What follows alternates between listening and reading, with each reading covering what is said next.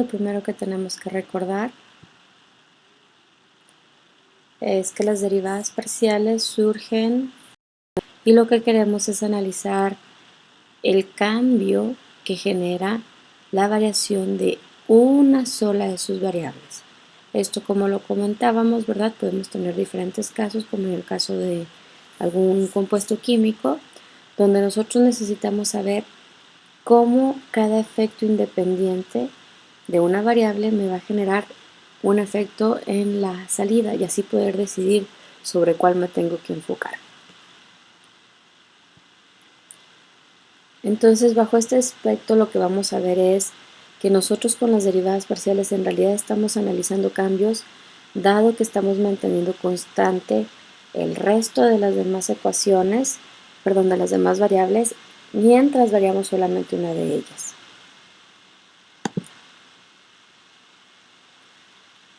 Entonces, en este aspecto podemos ver cómo si nosotros dejamos la temperatura real en 96 grados, entonces nuestra derivada lo que nos estaría analizando es conforme cambia la humedad, qué está pasando con nuestra variable de salida, que es la sensación térmica. Y de igual manera, si nosotros tenemos una humedad relativa fija o la manejamos como constante, entonces estamos analizando es cómo varía la salida o la sensación térmica, dado que varío la temperatura real. Aquí podemos ver que entonces, si aplicamos los conceptos de límites, como vamos a mantener constante a otra de las variables, entonces en realidad el proceso de la derivada es prácticamente idéntico a lo que ya hemos venido trabajando con anterioridad, tomando en cuenta que aquella variable sobre la que no estoy haciendo el análisis la voy a tratar como si fuera un número o una constante. Es importante también notar las diferentes notaciones que tenemos para las derivadas parciales. Podemos ponerlo como una f con un subíndice de x, aquí diría que x es la que estoy variando respecto a la función x, y. Esta normalmente funciona para cuando tengo derivadas parciales definidas en un punto que las voy a evaluar. Puedo poner también simplemente derivada parcial de f con respecto a x. Lo puedo definir en la notación de Leibniz, ¿verdad? La tradicional, cambio en f con respecto al cambio en x, y en este caso es una de como cursiva, porque esto hace referencia a que es una derivada parcial, es decir, que tengo más variables que en realidad sí están cambiando, pero para efectos de mi derivada lo estoy trabajando al resto de ellas como si fueran un número, aunque yo sé que también varía. Y básicamente son las que más trabajamos. También podemos tener esta D mayúscula, ¿verdad? O podemos tener este formato así, donde aquí viene definida la función. Y en el caso de Y, pues nada más cambia su índice por Y, o en la parte de abajo cambia la derivada parcial con respecto a Y. Como ya vimos entonces, para sacar la derivada con respecto a X, entonces conservo, ¿verdad?, a Y como constante y derivo todo lo demás con respecto a X. En la derivada parcial con respecto a Y, conservo a X como constante y derivo todo lo demás con respecto a Y. Si fuera tridimensional, entonces, de 4 variables, 3 independientes, una dependiente, entonces si quiero sacar con respecto a X, mantendría a Y o a Z como constante, y lo sucesivo también para Y. Entonces en este caso con respecto a Y mantengo X o Z constante, y con respecto a Z mantengo X o Y constante. Vimos también que en efectos de geometría la interpretación gráfica sería, dado que yo estoy cortando en un plano en Y igual a cualquier valor de Y, entonces de manera general lo que nosotros estamos calculando con la derivada parcial de la función con respecto a X es el cambio de las curvas de nivel, o en este caso en un punto en específico, dado que corto en un Y definido o en un Y0, entonces en ese punto X0, Y0 y Z0 por ende, cuál es el cambio que yo estoy teniendo justo en ese preciso momento, y nada más estoy variando en dirección de X. ¿Se fijan? Se mueve en dirección de X. Y cuando es la derivada parcial de f con respecto a y, entonces es exactamente lo mismo, pero ahora tengo un plano x0 que está siendo constante, y en este punto en específico, que es donde estoy analizando, estoy calculando mi tasa de cambio, ¿verdad?, en la dirección de y. No tienen que ser iguales, aunque a veces lo pueden ser, ni siquiera tienen que compartir el mismo signo. Esto va a depender del comportamiento general de nuestra función tridimensional. Entonces, por ejemplo, aquí tenemos, ¿verdad? Esta figura, si se fijan, si sacamos la derivada parcial con respecto a x en el punto 1 medio, 1, quiere decir que 1 está siendo constante. Entonces tengo un plano en y igual a 1, ¿verdad? Y me ubico en x igual a 1 medio sobre el punto en la superficie. Entonces aquí puedo sacar específicamente la tasa de cambio. Si se fijan, es una recta. ¿Por qué? Porque en el momento en que yo hago todo lo demás constante, en realidad se está volviendo como si fuera una derivada tradicional de una variable independiente con otra independiente, que en este caso sería z con x. Y para este caso, donde yo tengo mi plano ahora, en lugar de tenerlo en 1 medio, 1, ahora tenemos el plano, como estamos cambiando con respecto, y ahora el plano corta en x igual a 1 medio. Tengo mi punto, que es exactamente el mismo punto, pero ahora mi cohorte hace el trazo, ¿verdad? O el contorno para el valor de z cuando estamos cambiando en la dirección de y. Y en este punto vemos que tenemos una pendiente que va creciendo, ¿verdad? Entonces empezamos a hacer inferencias. En este caso veíamos que era menos 1 medio. Aquí, perdón, está también decreciendo. Aquí está todavía más vertical. Entonces aquí vemos que es menos 2. Entonces ya nosotros tendríamos, bajo un enfoque aplicado, que decidir quién está siendo más conveniente bajo el enfoque que hacemos. Si esto fuera en función de costos, pues vemos que mis costos reducen más conforme yo me voy en la dirección de y cuando estoy en este punto. Si fueran utilidades, pues veo que tengo menor pérdida de utilidades si me muevo en la dirección de incremento de y. Y así podemos tener muchos casos. Finalmente esto es lo que quiero que vean. Tenemos el plano que corta y este plano que corta genera este trazo, ¿verdad? O este corte de la superficie y nosotros estamos trabajando en los cambios sobre la superficie. Entonces es prácticamente una derivada tradicional cortando partes de nuestra superficie tridimensional. Y aquí lo haríamos también con respecto, el anterior fue con respecto a y, miren aquí estamos usando en y igual a 1, y en esta otra estamos usando con respecto a x igual a 1. Entonces todos estos nos ayudan a visualizar de mejor manera qué es en realidad o cómo se ve una derivada, ¿no? Y la derivada es precisamente esta pendiente de la recta tangente en este punto. Nuestro primer ejercicio entonces es este, ¿verdad? Que nos dice que la altura de una ola en el mar abierto depende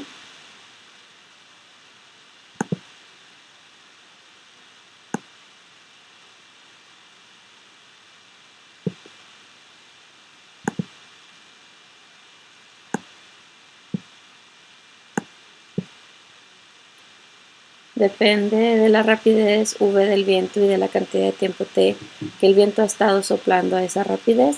Y en la tabla siguiente se registran los valores de la función, ¿verdad? Dados como h, que es la altura de la ola, igual a f de vt, donde v es viento y t es la cantidad del tiempo que el viento ha estado soplando a esa rapidez, dados en pies. Entonces, trabajamos. Y lo primero que nos pregunta este ejercicio es ¿cuáles son los significados de las derivadas parciales de h en dv y de h en dt? Entonces, para dar respuesta a esto, diríamos que la derivada parcial de h con respecto a t sería, ¿verdad? ¿Cómo varía la altura de las olas?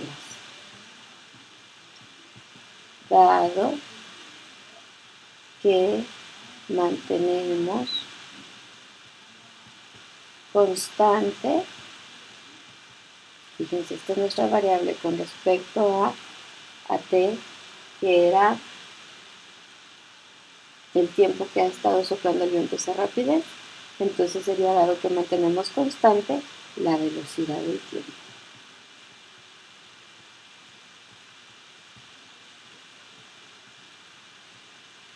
Mientras varía ¿quién? La velocidad del viento. Mientras varía su tiempo a esa velocidad.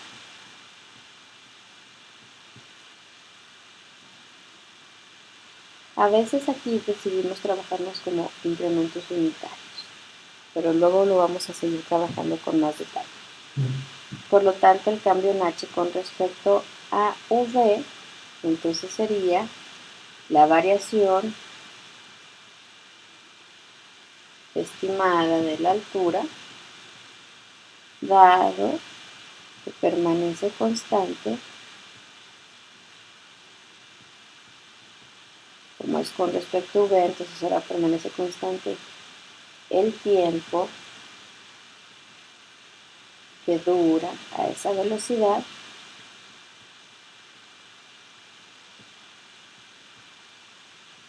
mientras varía la velocidad del viento.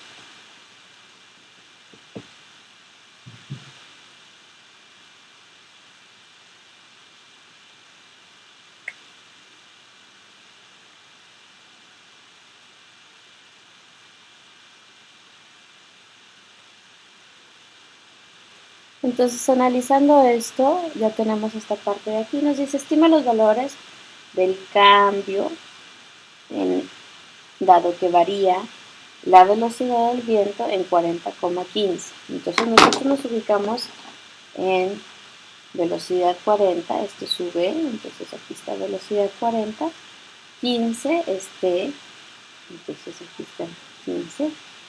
Vemos entonces que este es nuestro punto de base, ¿verdad? Nosotros sabemos que f en x, y, bueno, en v, t, es 25, son pies, 25 pies, es decir, cuando la velocidad es de 40 nudos y dura 15 horas así, vemos que la altura de las olas es de 25 pies. Entonces nos dice, estima los valores de la derivada parcial, ¿verdad? En 40,15. Entonces nosotros diríamos, dado que estoy en 40,15, como es con respecto a V, entonces voy a mantenerme constante en la duración. ¿Qué pasaría entonces si yo incremento a 36? Entonces nosotros diríamos, ok, nosotros estamos cambiando desde 36 a menos 25 entre 50 menos 40. ¿Por qué? Porque es el punto al que seguiría. Aquí normalmente se toma en aumento. Entonces 36 menos 25, en un cambio de 50 a 40, nos quedaría 36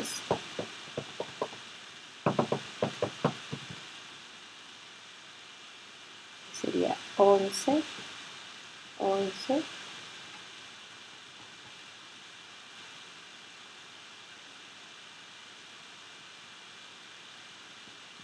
sobre 10, que sería 1.1. Entonces nosotros esperaríamos que en ese momento esté una tasa de cambio de 1.1, es decir, a cada incremento instantáneo, ¿verdad?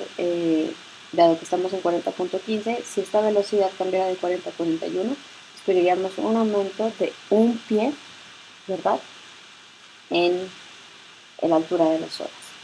Y si dejamos a f de t en 40,15, entonces ahora lo que vamos a variar es el número de horas.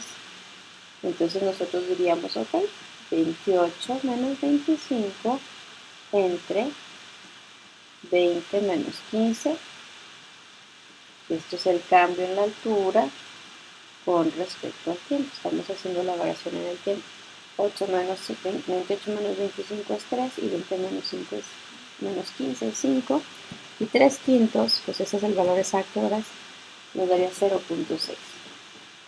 Entonces en este caso nosotros vemos que, dado estas estimaciones, nosotros veríamos que conforme que nosotros estamos en este punto, nos generaría más incremento en la altura de las olas el variar la velocidad y el variar la duración que dura el viento en esa velocidad.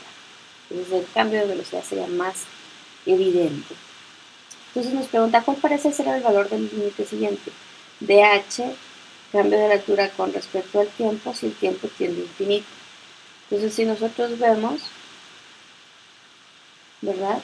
Si el tiempo tiende a infinito, por ejemplo, aquí vemos que es constante, aquí parece que se quedan 5, aquí empieza a trucar en 9, aquí empieza a trucar en 19, aquí empieza a trucar en 33, aquí la tabla ya no sigue, pero parece ser, por lo que estamos viendo en estos valores, ¿verdad?